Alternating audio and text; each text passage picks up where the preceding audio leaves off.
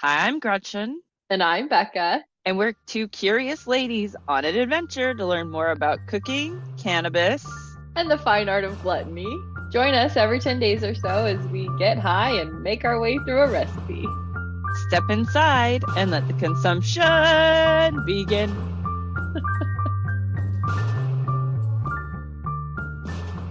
Becca, how are you? Gretchen, hello. I'm doing okay. It's very hot. It is the thick of summer. We're making something baked. I don't know why we didn't think more about that, but that's okay. It's going to be great. It's going to be delicious. It's going to be fun. I'm excited, of course. As always, I'm always excited.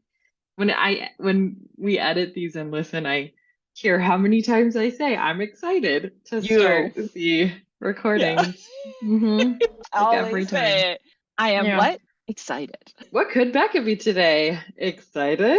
Hmm. Excited. I mean, this was your suggestion, and I feel kind of ashamed that we have not done like an empanada yet. Although I guess it is fair that we focus more on white people food than something that is not of either of our actual cultural backgrounds. We will admit that right up front. We're two white ladies making a cultural food that we know very little about and really did not get a better sense from the internet. I mean, I just like research was hard on this guy. Like we didn't find out very much because empanadas are so, can I use the word ubiquitous?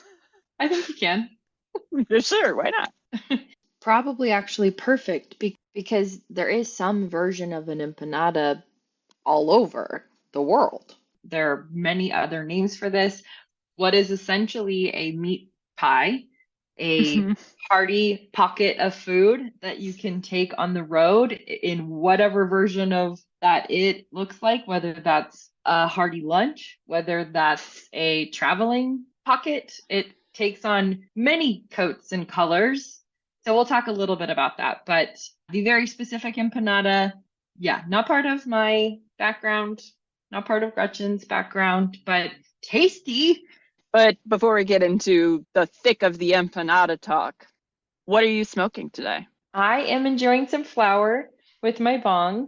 It is Polaris MMJ ice cream cake. It's Ooh. it's nice. It's got 26.8% THC, mostly myrcene, then limonene and caryophyllene. I did also have a little bit of the strawberry bold gummies from our friends at Busy CBD. Real quick, we have a discount code, all caps, HG Busy. You get a discount if you use that at Busy CBD. But the combo of these is really nice today. I'm feeling some relaxation in my body. I was telling Gretchen I didn't sleep great last night, so I'm a little loopy. She didn't sleep great. We're both just a little bit floaty today, I think. So it's not a bad headspace to be in. Yeah, floaty is a good way to put it. Yeah, I've been dealing with some extra pain, and I don't know if it's just they changed my meds for my rheumatoid arthritis, or if it's just because I'm fucking old, or because I do too many things. I don't know, but exactly the deal is. I am enjoying some homegrown stuff, though, so I have no Mm. information about it. You at least have some, like, it's got these terpenes, it's got this much THC, and mine is just from this plant three because it's a mystery seed that I grew last year. So no idea. We'll see how it goes. Because I came across the couple of jars that I had not finished in my closet and was like, well, I guess I better work on finishing these. That's what I'm having today. And we've decided to have a little beer with our meat pocket. Or I'm sorry, mine will be a meat pocket, yours will be a veggie pocket. What is your drink today, Becca? A Pacifico, keeping it simple, nice and perfect for the afternoon. I think it's going to go great too with our empanadas once they're done. I don't think this one beer will last that whole time. That's going to be a whole process with these little pockets today, but it's good for now I to drinking. have something not entirely appropriate, but it was a total label buy because it's called Kitten Commotion Hazy IPA. You had to. And it's got kittens all over it. So I was like, oh my fucking. I bought a 4-pack. Luckily, I kind of like it. I'm just not Good. a big beer person. I don't have a preference. I'm pretty much good with whatever. I finally understand people that are like, yeah, wine is wine. I'm like, a beer is a beer. Like, I mean, yeah, there are different Hmm. types, but it's just not my preference. And I kind of like this. I I like Yeah. it. It's quite tasty, not Good. too Okay, bitter. good. Some nice floral notes. Should match very well with my spicy linguiça. So Yeah, perfect. I think it's ready. It's ready. No, I think we're ready to maybe share the tiny bit of information we got about empanadas. I mean, well, because it was either going to be not very much or way too much. And so there was Yeah. like no in between because empanadas are such a huge field. I got a little information from the internet and a little bit of information out of my Culinaria Spain book to share. And then Becca's going to kind of go over some of the variations. But again, this is such a tiny corner of the subject. I mean, it would take years to put together a fully fleshed out, like deeply intensive empanada episode. So for right now, we're going to get into some bare bones type of facts for you. Starting with the fact that the name actually comes from the word empanar, which means to wrap or coat in bread. So very appropriate because we're basically making a very simple pastry dough that goes around a filling. A little bread hug. A bread hug. And they one of the things was pointing out that this is an innovative way to use up leftovers in your home. If you're, got a bunch of mishmash stuff in the fridge and you're like, I just don't know what to do with this, wrap it in bread. Throw some cheese in there. It's just a bit, yeah, because making the bread isn't very hard, although I did insist that Becca use the food processor today, which she was not a fan of the idea, but I was like, no, you're gonna have to go on this journey with me with the food processor. So it's not a hard thing. Anyway, I think empanadas really, when I think empanadas, I think Argentina. I don't know why. They did not originate it. Like, it's kind of hard to really specify where it came from. There are a few different stories, but it really comes down to it was earliest mentioned in the 1520 cookbook somewhere in the Catalan region of Spain. And early versions were actually a larger thing, not a handheld item.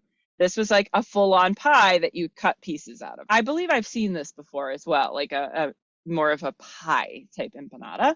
All the pictures from my Culinary Spain are of these like large pie-like things. Clearly that is their intention for empanada. But people did start making it a more transportable version because if you're working out in the fields or if you're, a soldier or just a miner, there's lots of applications where you want a handheld, easy to eat, filling lunch. And this hits the spot for all of those things. Yeah, exactly. And we've also done a few things that are a little bit similar to it on our own, which we haven't even thought about, which includes the spanakopita, right? Which is fairly similar. We also did Monty, not exactly the same, but there were bigger versions of Monty, I think, that we talked about that had like the early roots of Monty were more dried in your pocket kind of a thing. Right. Okay. Yep. I see where you're going here now. Yeah. Mm-hmm. Gonna... And then a couple of other iterations that we might know are samosas. Calzones would be kind of a bigger version, like you're talking about, some of a more pie kind of a thing. Yeah.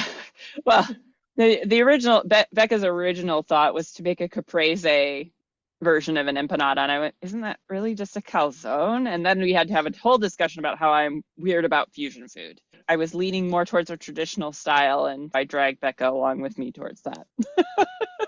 That was just the first veggie recipe I found too, so I wasn't like totally wedded to it. Okay. But I am glad that it sparked that conversation because now I know how you deeply feel about fusion food. It is always a journey with us. Even before we get to this point, we've done so many winding paths, Gluttoniers.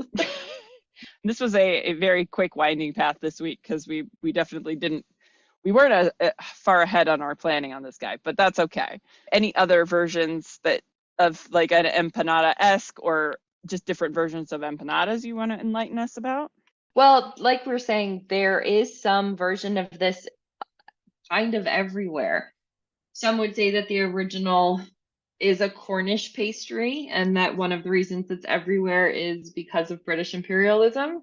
Not a great thing. I would like to say maybe that's not it, but that's But probably what it imperialism, we can't is. argue with the imperialism of, or what's the other Yeah. words? Colonialism of it Yeah. all. Yeah. I hope that's Hmm. not really the case, but maybe. Yeah, maybe. But at the same time, we just want to celebrate all of the different versions that do exist because they're all tasty in their own way. A couple of other ones are pierogies. There are Jamaican patties that are very similar. We would know kind of like Asian dumplings along these lines. And then there's a bunch of Asian or not Asian, African, specifically like Nigerian meat pies that are all going to have some variation of what we're going to talk about today, which is most commonly meat at its base, something that is protein heavy, and then wrapped in flour, some combo of a flour mixture, bread, Flexible enough to dough. go around a Yeah, filling. Yes. exactly. Yeah, to make a little handy traveling pocket for your all your dietary needs. Exactly. Delightful. Yeah. Anything else you felt like sharing? Again, this is a real brief one because there was just so much territory to cover on it. So, No, I guess maybe one other thought is anytime we talk about all of these different variations of similar items around the world, it makes me think of Marcella saying food is kind of a language and that there are very similar languages spoken around the world, but there are different dialects, there are different versions, regionalities, that kind of a thing. I just kind of again want to celebrate that even though these there are all of these variations and whatever the roots may be, it is really cool to see the way that this neat little pocket language has been expressed throughout the world. meat pocket language. More merch. Meat pocket language. Yes, I get a meat centric one. Yeah, from me too, which is Yeah. funny. Yeah. Wait, what But was it that's all. again? I got to write that down. That was too good. Meat Neat pocket pocket language. language inspired by Marcella. Yeah, I don't want to forget that one. I'm high enough where I would forget. This weed is really interesting if I can just talk about that for one quick Hmm. minute. But it's like, and I don't know if maybe this is also a combination of the weed with this beer, which apparently is quite nice and is making me feel very chipper and talkative. So, hey, that's a good thing. What's the alcohol level on your beer? Oh, that's a really fucking good question. Oh, I gotta get my eyes checked. I'm so blind. Oh, come on. Oh, for real?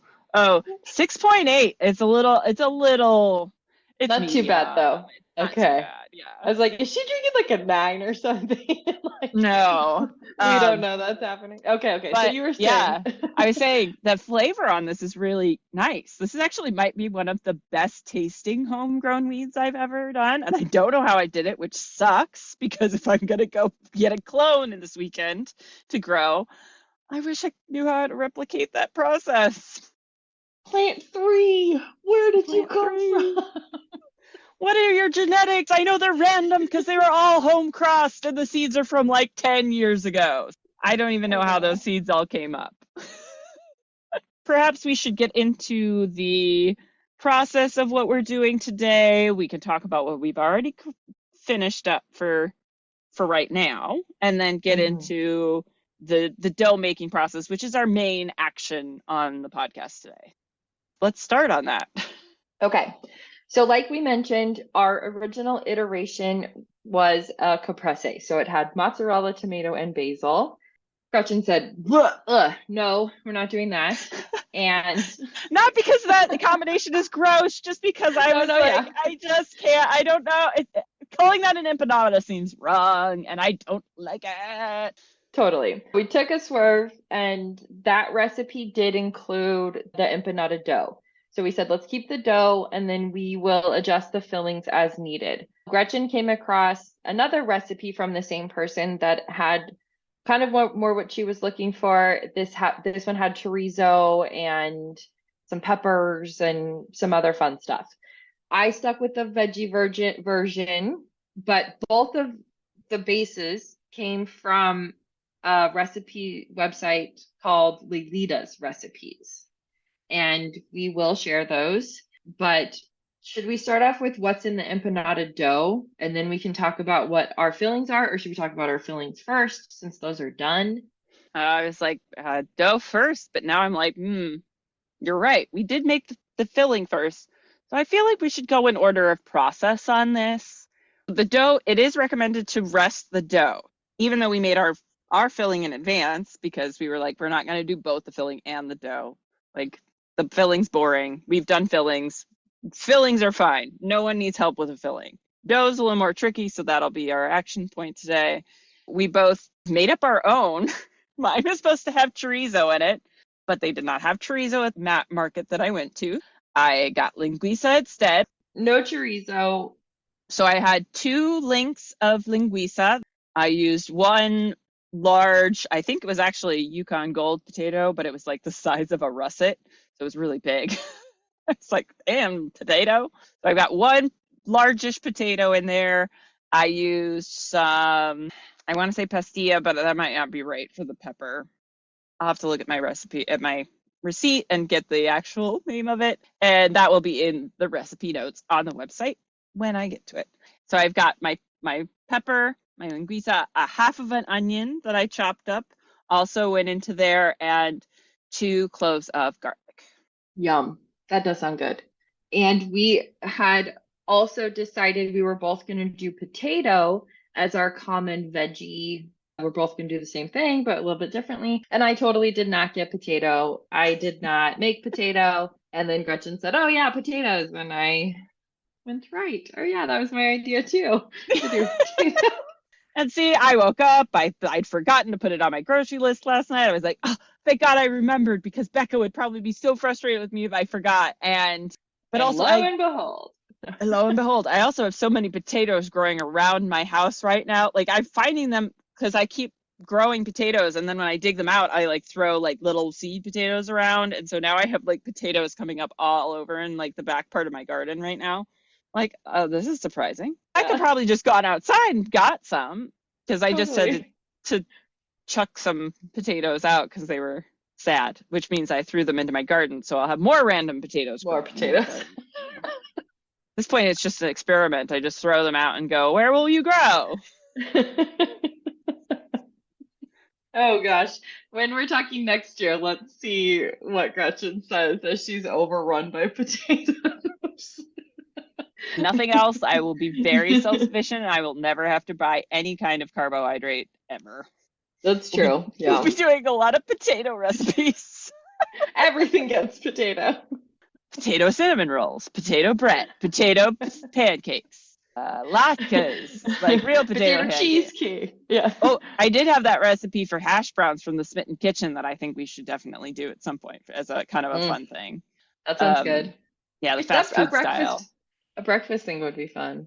Yeah, we should do a breakfast series. Yeah. Yeah. Okay. I don't have potato, but I do have yellow squash, zucchini, mushrooms, shallots, garlic, and then a bunch of spices to kind of make it a little bit more spicy, a little bit hotter. I did cook that down quite a bit so that there's like negative moisture in all of those, since they have so much liquid on their own. And then I am using some queso fresco as my cheese, and only queso fresco. That's going to be it for my ingredients or my filling. And like we said, we both cooked those already. We have not added our cheese to them. That'll be one of the first things we do when we get into the kitchen. But then we will first up be making our dough. What are the ingredients in our dough? We need 3 cups of all-purpose flour, 1/2 to 1/4 to 1/2 teaspoon of salt, 6 ounces of unsalted butter, which is 1.5 sticks, 1 egg, 1/4 cup to 1/2 cup of water, adjust as needed to obtain a soft and smooth dough. We're going to have a little bit of a tricky component here towards the end of getting the right consistency. And we're looking for something sort of similar to a pie dough is where we're going to end up. And now you might be a little mad at me because I'm going to tell you right now, I lied to you. We didn't have to use the food processor for this. Gretchen, I didn't think so. I was like, what? Why? If we soften the butter, if we do like, why? But I'm whatever. torturing you. Sorry. But no, I do think it's a good idea to do a dough in the food processor as a process for you. I just also didn't want to do mine by hand. But That's fair. That's fair. I'm like, I might, the next time I come, we might have a food processor intensive for you so that like you're more comfortable working with it. Like it's just, I, Oh, so many parts. and that is a fair critique of the food processor. That you're not wrong. You're not wrong. I will not. But anyway, the reason is because we are looking for a bit of a pie dough consistency here. And the nice thing about doing it in the food processor is that you can get like the butter really finely distributed, and you're not working the dough at all because you're using a chopping motion for it. You're not working that gluten. The end result can end up being a lot more tender. It's an easy process to do in the food processor. I know this about you, and I'm sorry. I was like, she got me a little mad because I am going to tell her this.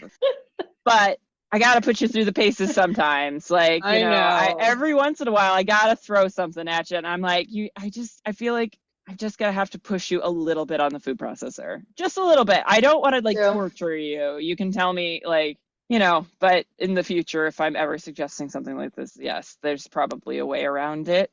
I'm maybe you'll be won over by doing this in the food processor. So You're right. I need to be pushed. I've been avoiding anything food processor for a while, so this is okay. I was like, I have not forced you to use that thing in I know. so long. I think this one time I will tell her that yes, it absolutely has to happen because I'm not thinking of a way around this and I'm not doing it by hand.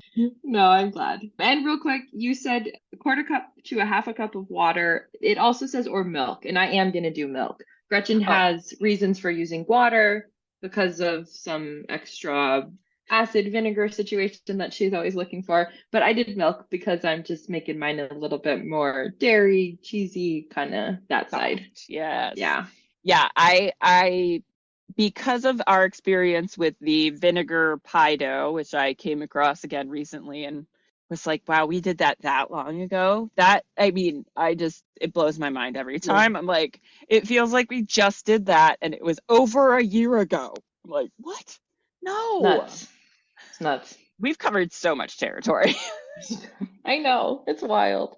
But you're always gonna put vinegar in your pie crust or doughs, is kind of For now. savory, yeah, for savory applications. I'm not sure how I feel about it for sweet. I haven't quite gotten into that yet. We'll see. Maybe later this summer we'll have to do something fruit pie wise and see if adding vinegar to that dough is a good idea. And I'm also adding just a smidge of sherry to this because I was inspired by the gazpacho and how much I love sherry. And I was like, I'm doing kind of a Spanish-y kind of thing. And so I was like, well, maybe if I throw a little sherry vinegar and a little bit of sherry into the dough, that would be fun and delicious. I decided to go with water because I was initially going to do milk, but I didn't want to add vinegar into my milk.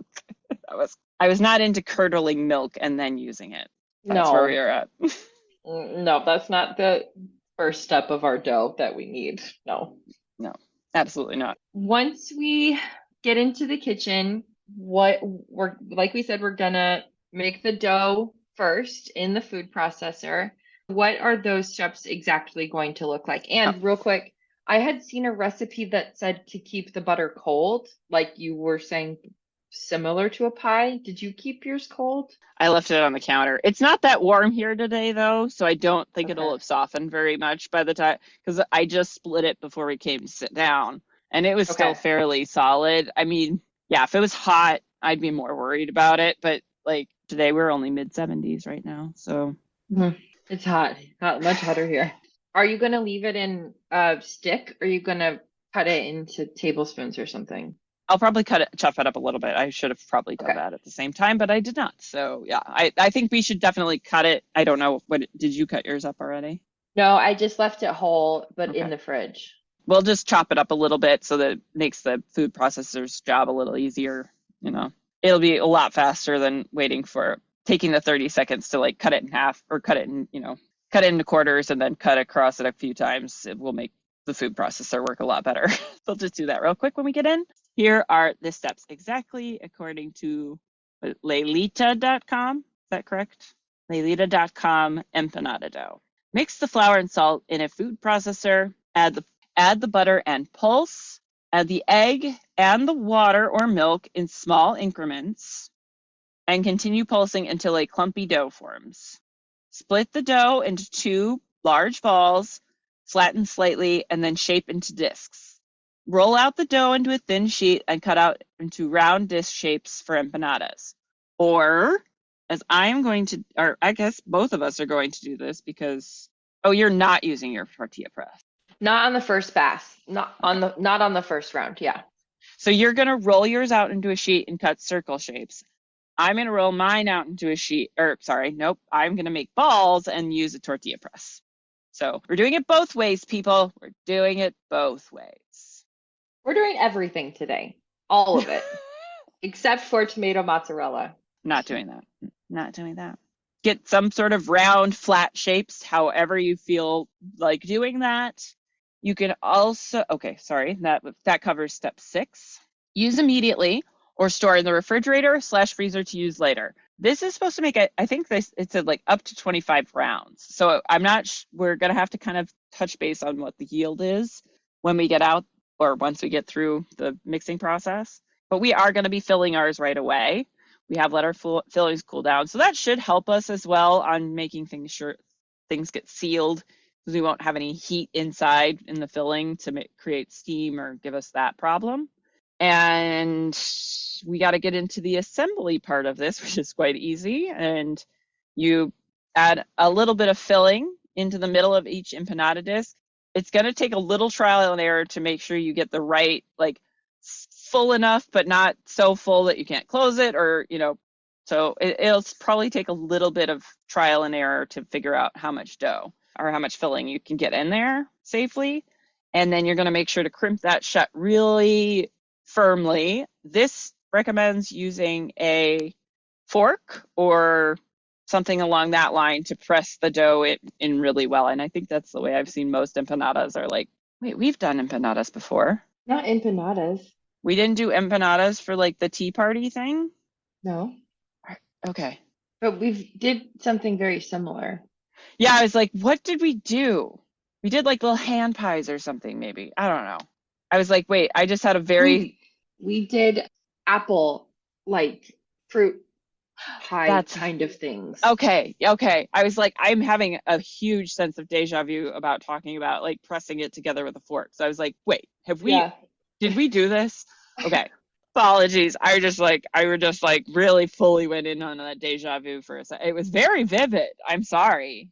All right. So closing those up by pressing a fork around so it makes a cute little design. Always a nice bonus. And just making sure you get those sealed really well. And then we are going to let those rest for 30 minutes or at least 30 minutes in the refrigerator.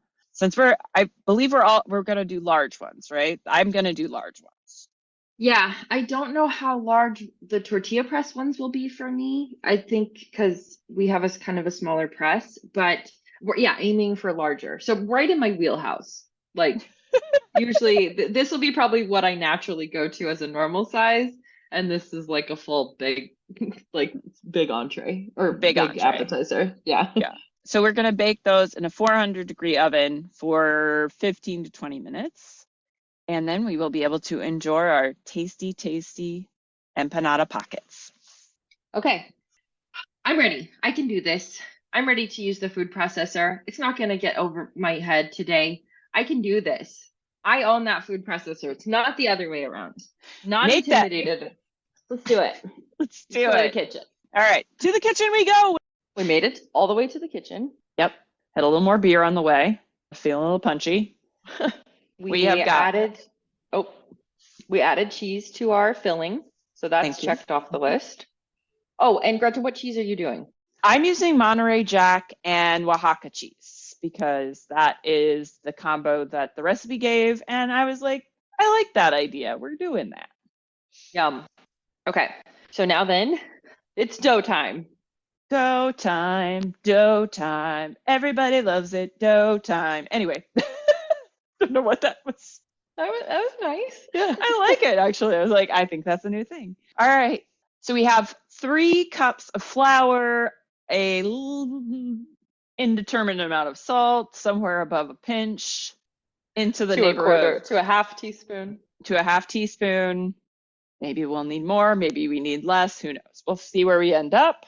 And we have also added our 6 ounces, right? 6 ounces of butter. Unsalted butter.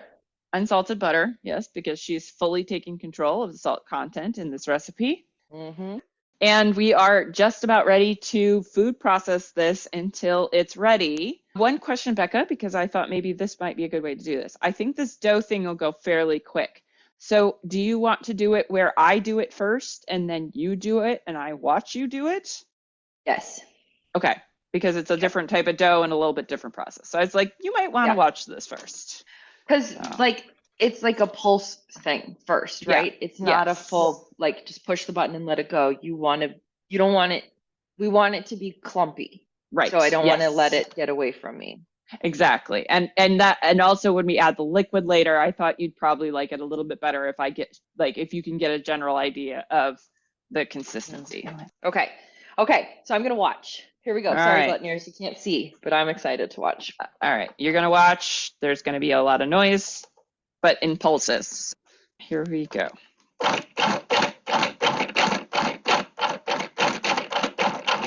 Let's see where it's at. That was 30-ish. Did she give a number really on that, or? Oh, no, I just counted. You just counted? Okay. Yeah. Great. Glad you're counting. I'm feeling around right now to see if there are any large clumps in here. Mm-hmm.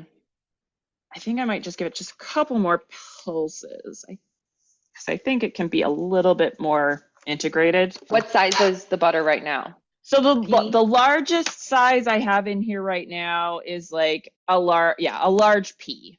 Okay. So a little bit smaller than that still. Yeah. Okay. I'm just to see if like there's anything I can't quite like maybe hanging out under the blades right now that might want to be contributing to the situation. So yeah. Ooh. No butter left behind. No butter left behind. God, I got all the merch ideas. We are gonna have so much merch. Seeing a series of fridge magnets maybe is in our future. I love it. Yeah. I love it. All right. Ready for more pulsing and more noises. Ready, go.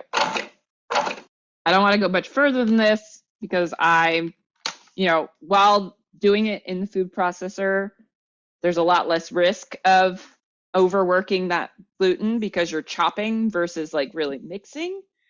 Still don't want to do a ton right now, just in case like you start to see a dough form. That's when you're going to start worrying about your gluten working. Yeah, so most of the larger chunks now are the size of a small pea. From large pea to small pea, but that's probably as far as we want to go. Right, yeah. So that seems like that's good distribution throughout the flour. And I got a couple larger chunks, but those will probably chop up a little bit in the mixing with the liquid process. Okay? Okay. So you're going to watch me now. Oh, sure, we can do that.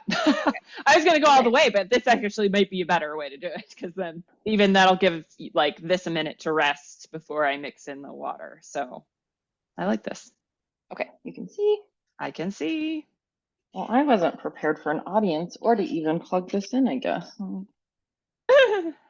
Okay, there we go. All right, here we go. Pulse. Yep. Okay, I've got big peas to slightly bigger peas, XXL peas. So I'm going to go a little bit more. Because you put your whole sticks in there, or did you chop it up a little bit? I did do like tablespoon kind of cuts. Okay, slices. So you did more than slices. Yeah, I did dice. So. Oh, okay. Yeah. That looks about right. Okay. Yeah. Let's give her a look. I mean, it seems like you're not having as much trouble with the food processor today as you've had in the past. So. I didn't set it up. Okay, well you're not struggling right now. Sometimes you were struggling with the top. That's true. So. That's true. You're right. I am getting better. You're getting better. I can do this. Okay, I think that's in a good state. So I'm gonna return to my viewing station. Well, All you right. do Well, the I next do step. the next step. All right, so I'm gonna make it so that I can deposit water in through the top. Actually, I could even leave this in because it has like a dropper, but it'll be better if I go and like dump a little, dump a little, dump a little, and go. First before egg. Oh shit, fuck, egg. Oh, egg. Yeah. I forgot about the eggs. So yeah, I'm gonna drop the whole egg in first and then go for it. Probably should have mixed up my eggs. Oh well. Okay. Now I'm gonna go with about a quarter cup in to start. I'm just gonna run this for while I dump this. So hold Okay. on to your butts, people. Scrape for a second. So I just stopped the mixer and I'm moving some of the stuff that's accumulated along the walls because once you start adding liquid, it's gonna want to kind of climb up the walls a little bit. I'm just sort of moving things around here. So it kind Okay. of looks like sand a little, Yeah, yeah, like it has loose a bit of sand. a loose sandy texture right now. And I've Okay. added my egg and just a little under a quarter of a cup of liquid. Okay. And when you were adding the liquid, did you keep the food processor going that whole time Yes. just to keep it consistent? Okay. Right. So what Okay. I'm probably going to do now is just dribble a little bit around this before I put the lid back on. Then put the lid back on and see where we end, where, what that looks like. And then I'll start adding a little bit at a time in through the top after I see how much this is, because right now we're trying to figure out how much humidity is in my other ingredient. It's hard to tell sometimes. So on goes the lid. I am gonna do this on pulse because as I said, we're trying to not work the gluten on this. We want it to be tender. We want it to be flaky. So just gonna pulse, pulse, pulse, pulse, pulse. I think it's still a little far from where I want it. Oh no, not that bad actually. Let's see. That's a pretty cohesive dough. So I don't think I really want to take it much further than this. Trying to think of how to describe the consistency right now because it looks kind of is crumbly would be the descriptor I'd use. And then as soon as you pick it up, if you can smash it together into a nice cohesive looking ball, that's probably pretty much perfect. I'm just flattening it out. It's almost like brown sugar. And then when you put it together, it just looks like a cookie dough, kind of. Yeah. Like it comes together real quick. So I might just add just a smidge more water because what I did is press this out into a disc and I'm looking at the edges. And see how I've got these big cracks along here? Mm-hmm. Mm-hmm. Since we're not going to let this dough settle at all before we wrap the filling in it, I think we want it a little bit more flexible. That just means there's not quite enough liquid in it. So Okay. I'm going to put this back in and then do another little splash around. Actually, Okay. scrape everything down. Maybe it just needs to be moved around a little bit too. Because we're definitely close. I'm very, very close. So I've got, for my original half a cup, I have 3 tablespoons left. I started with probably around a little like 7.5 tablespoons. So I'm down to the last 3 tablespoons. And just a little splashy, splashy, splashy around. So that was about a tablespoon. We're going to see where that ends up. All right, more pulsing. So I think this is where we want to be. We're getting a little bit bigger clobs, chunks. It looks like there are pieces starting to come together on their own. Yeah. So you can see there's still a little bit of like cracking around the edges, but not as extreme. Mm-hmm. So this is pretty good consistency because then because that edge around the sides, you're gonna fill it and like you're gonna push it together. So having a Mm-hmm. little bit of cracking around there is not bad because you'll just like smooth it out. Sure. And if you're really picky about how nice and tidy your edges look, you can cut it off. But Mm. I am getting a little bit of cracking because I'm trying to fold a really thick piece of dough, but Okay.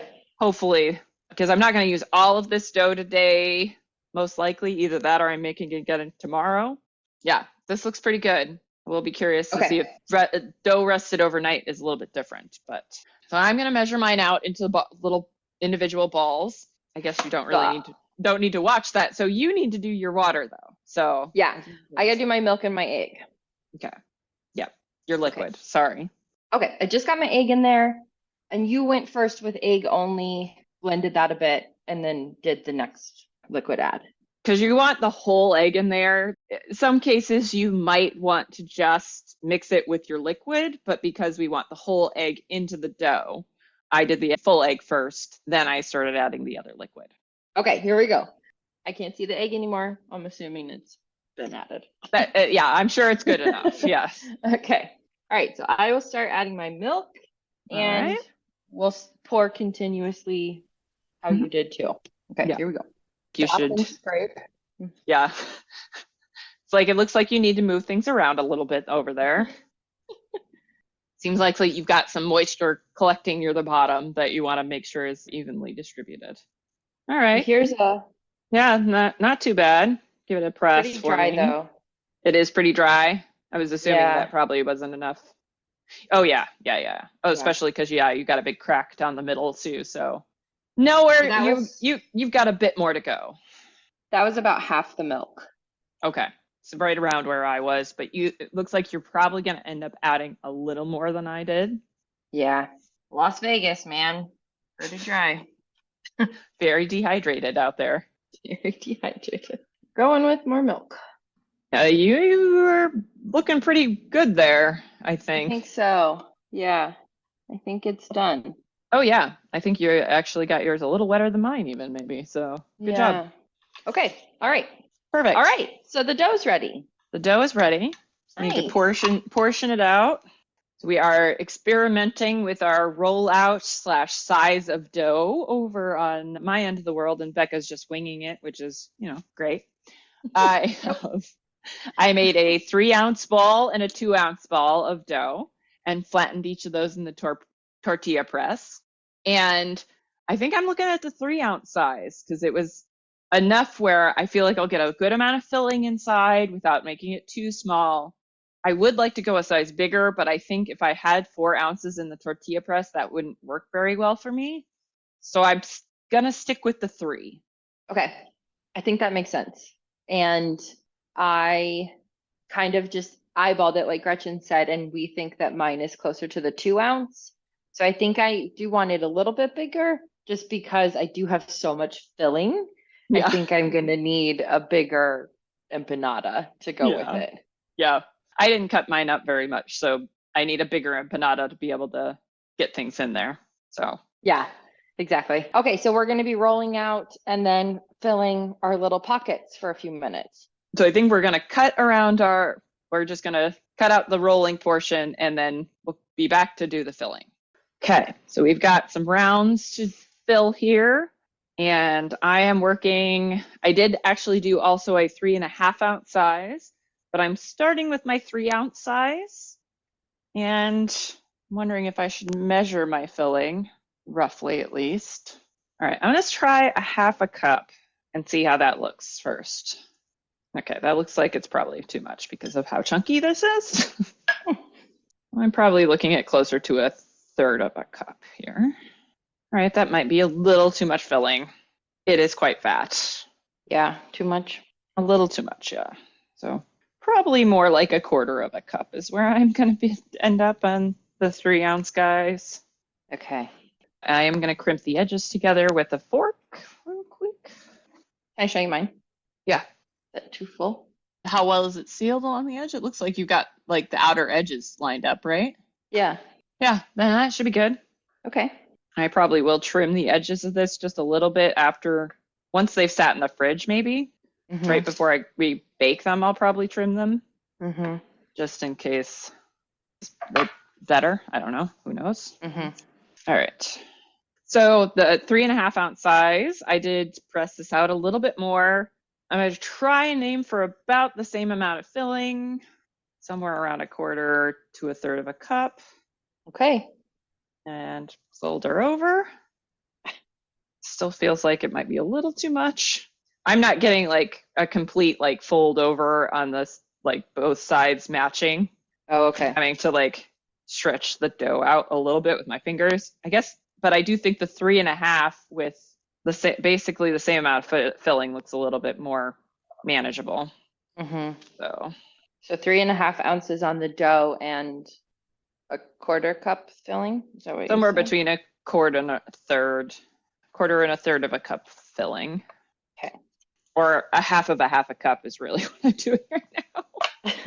And I do still have a 2-ounce round to make, so that's gonna get real tricky about how much fucking filling I can get in there. An eighth of a half of a. Right. It's tiny. It's like a tablespoon that was gonna fit in there. Crimp the edges. Crimpy, crimpy, crimpy. Okay, yeah. I definitely recommend the 3.5-ounce size. The bigger, like the biggest one you made. For if you have your filling cut up as large as I do. Sure. This is not like bite-size empanada stuff. This is meal-size empanada filling. True to its roots, big enough for an on-the-go meal. Yes, exactly. Yeah, because two ounces is going to end up in a weird space of like a snack almost, a breakfast portion maybe. I don't know. I've got mine ready on a sheet pan, and I'm going to put them in the refrigerator to rest. Well, how's things looking over there, Becca? Same. I just finished up. I'm only doing 4 for this round, and they are just in the refrigerator ready to hang out for a few minutes. Oh, you beat me? Goodness. What was I Just doing over barely. here? I guess we put these in the fridge, let them rest, and we'll be back in the future. Yeah. See you in the future. All right, here we are in the future of empanadas. Empanada future, it's looking good. Mine look like little sunshines, and I'm about to brush Aw. them with eggs, so they'll be even more sunshiny. Yes, that is the recommended next step is an egg wash. And Gretchen has already said, Rebecca, you don't have to do that because you hate eggs and you already did a great job with the food processor. So, one thing at a time. I'm going to have sad little pale empanadas, but that's okay for me. Better have sad little pale guys than eggy covered ones. But it will be pretty. Gretchen's will be prettier, and it makes sense why you do it. I'm not trying to poo-poo it. Personal choice. It's just personal choice. The other option was to fry them, but we were like, no, we're not frying these. That is not happening. Not going to happen. Maybe I should try the air. Maybe I should try the air fry selection on my oven and see how that goes. That's a nice idea. Experimentation. Mm-hmm. I like that. All right. Okay, in we go. In we go. And are we going to start with 15 minutes? I think it's at like 18 to 20, depending on size, right? Yeah, we'll just set a timer for 15 minutes because we want to at least check them at that point. I mean, I'm probably going to sit right in front of the oven for the most part, but right. Away we go. Okay, here we go. Okay. So 15 I'll set a minutes. timer. Oh, you got it. Sure. Yep. I'm in progress of setting the timer. So we'll do a little more time travel. Hopping away to the future. Bye bye. We are back. It is the future. Empanadas are somewhat still in process because mine are still baking, and it's been almost 25 minutes for my big guys. And those are the ones that were in the 3-ounce and 3.5-ounce dough wrappers. But my little 2-ouncers, although I think it is slightly underdone. It looked done, but I think I could have given it another 2 minutes. Sure. Mine are a nice golden brown with a little crisp on the bottom side, and they're much paler on the top. And I am looking into it too, and it looks like that might be slightly underdone on that top side too, versus the flaky, like almost crunch all the way through of the other side. Gretchen and I were saying it's hard to tell with mine because they did not do that egg wash, but it's still got a nice brown on that bottom side. And so I think for my next batch, I'll just flip them halfway through. I didn't do any flipping. And so I think if I just flip them halfway through next time, that'll take care of it. But I haven't tasted them yet, so I'm going to taste it now because they've been so hot. Well, I destroyed my first one. I started by cutting it in half, And then I just kept cutting it down, sort of in the style of the Great British Baking Show or Great British Bake Off. And I think it needs something. Oh, there's my other timer. Let's check these babies one more time. I don't know. Now I'm hesitant to pull them out because I'm like, should I leave them in? Because I feel like this one was slightly underdone. I'm going to give them a spin. Spinning is good. The backs were much, much more toasty. So I'm going to give them another minute or two. Going to set a timer so I don't forget because you know how I am. Well, you're going to just have to do 2-minute increments. But I want to add something to this, but I'm just not sure what it is yet. So Yeah. So it also sounds like we would both say all in, important to make sure you're rotating these and flipping these so that you're getting a consistent color all around, because otherwise, even if you do egg wash or not, you are going to end up with some pieces that are not as cooked as the other ones. But flavor's amazing. I think mine came together really well. I do think it is missing something a little bit too, and I almost want to say it's tomato.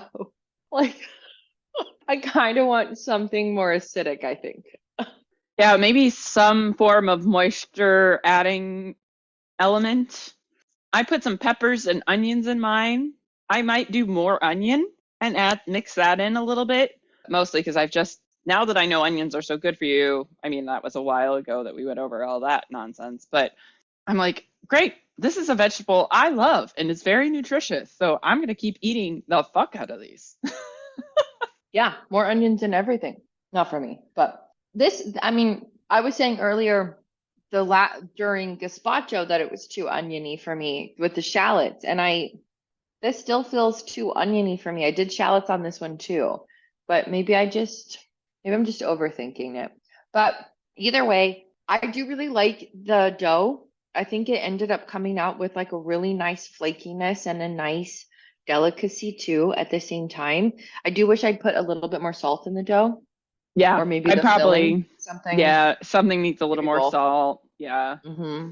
I What just did you pulled think of? my Oh yeah, I just pulled my other ones out of the oven. So they look pretty toasty, but since they're going to sit on the hot stove, I think they'll carry over a little bit. So I'm hoping that yeah. will do us for the day because it is Okay, starting to warm up outside a little bit and I want to turn the oven off.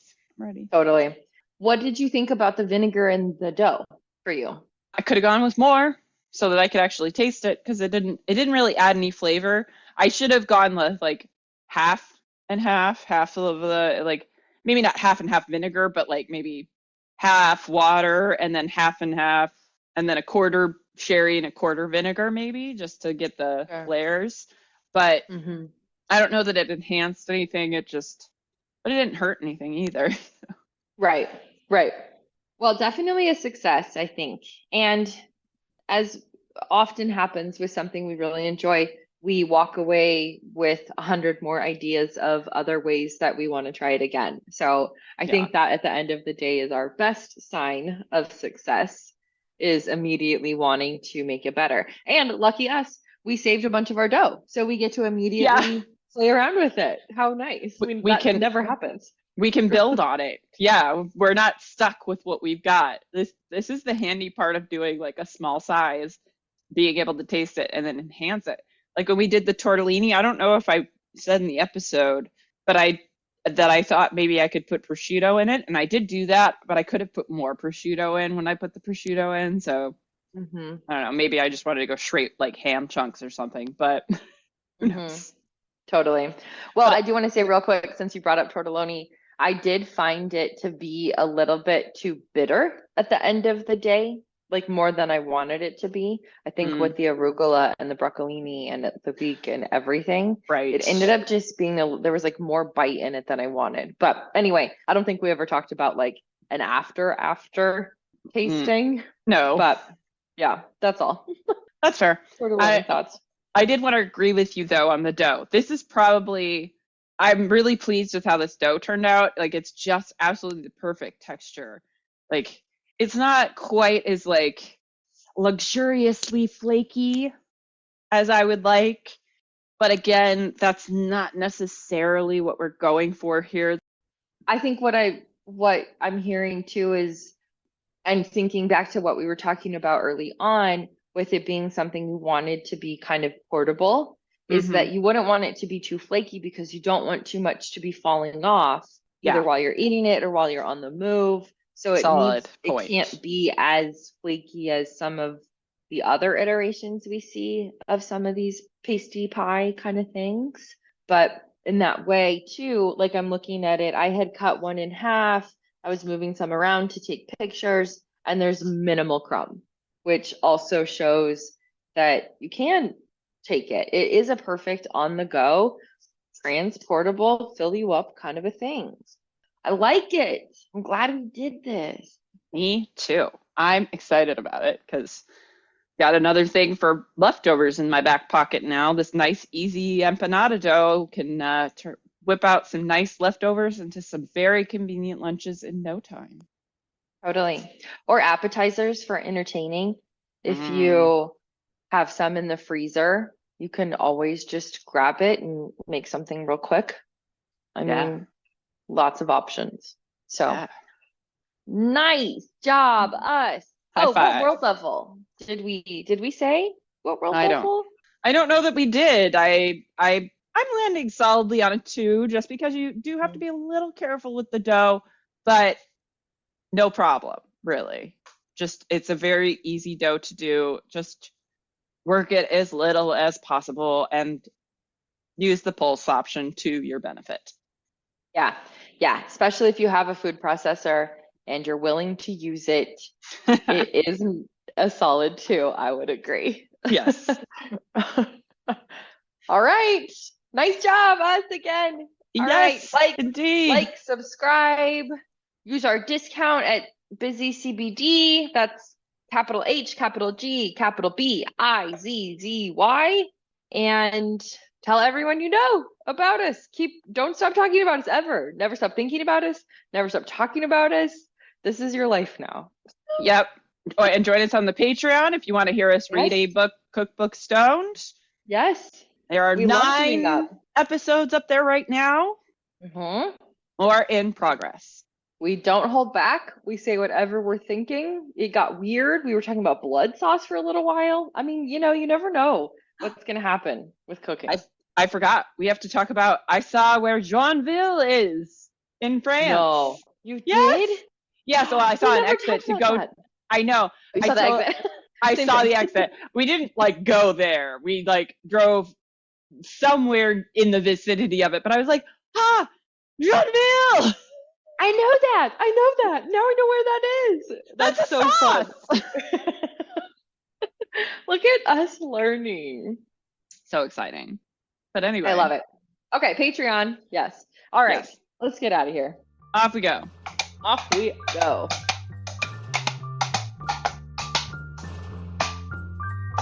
Yes. Crisp claps. I loved it. Oh, good. Excellent. I've been working on my technique, So. Yeah, in all your free time. In all my free time. Yes.